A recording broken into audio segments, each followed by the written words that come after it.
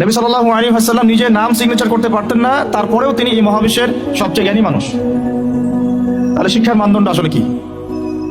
আমরা আমরা একটা বাইরের চোখ দিয়ে ওয়ার্ল্ডটাকে দেখতেছি। নবী সাল্লাল্লাহু আলাইহি ওয়াসাল্লামকে আল্লাহ পাক বললেন পড়ুন। নবীজি বলছেন, ওই সময়ও বলছেন মা নবী ক্বারি, আমি তো পড়তে জানি না। তখন জিবরাইল আলাইহিস সালাম তাকে চেপে ধরলেন খুব শক্ত করে, আবার ছেড়ে দিয়ে বলছেন ইকরা, পড়ুন। তিনি আবারও বলছেন মা নবী ক্বারি, আমি তো পড়তে জানি না, আমি তো পড়তে শিখি নাই কখনো, আমি তো আলিফ বা তা চিনি না।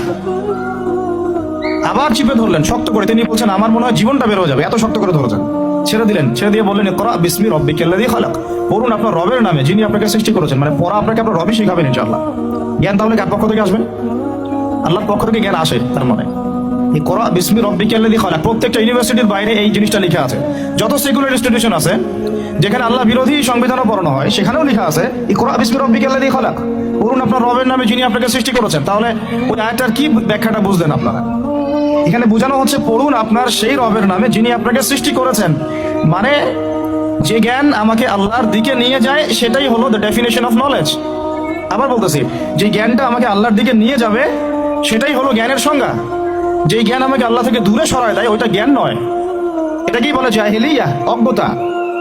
এখন আমরা যদি একটু টপ টু বটম হিসাব করি যে কোন কোন সাবজেক্ট, কোন কোন জ্ঞানগুলো আমাদেরকে আল্লাহর দিকে নিচ্ছে আর কোন কোন সিস্টেম আমাদেরকে আল্লাহ থেকে দূরে সরাচ্ছে, বাস নিজেরাই ক্যালকুলেশন করে বের করতে পারবো কোনটা নলেজ আর কোনটা what is the definition of knowledge.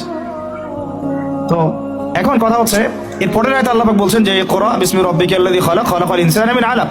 দেখো, মানুষ এমনি এমনি অটোমেটিক্যালি সৃষ্টি হয়নি, মানুষকে আল্লাহ পাক আলাক থেকে সৃষ্টি করেছেন।